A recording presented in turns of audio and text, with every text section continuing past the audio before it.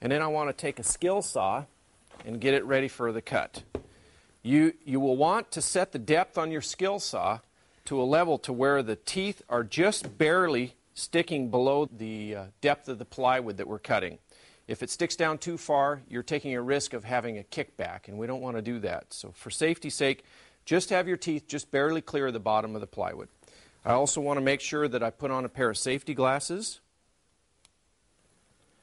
and I want to put a respirator on. And as soon as I do that, I'm going to start my cutting.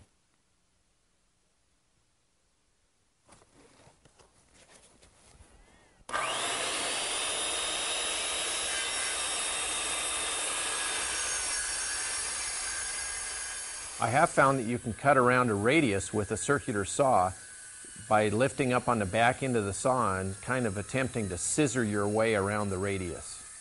Some people might want to use a jigsaw here, as it'll cut around this radius a little bit simpler.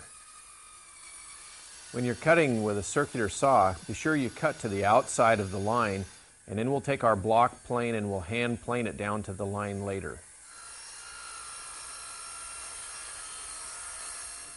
You'll have to use a hand saw for this cut.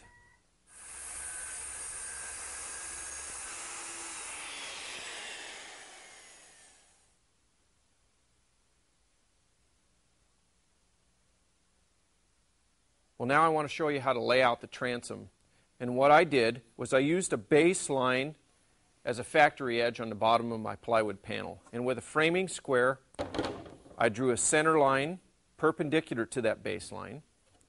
Then I needed a couple of heights. I needed a height at the chine edge, which was 3.5 inches. And if I measure up and make a mark on both sides, then I can draw a line connecting that, clear through my center line. I need another point, and that is the shear. So I'm going to come up 14 3/8 of an inch, and I'm going to make a mark on both sides of my center line. And then I'm going to take a straight edge and draw a line through that.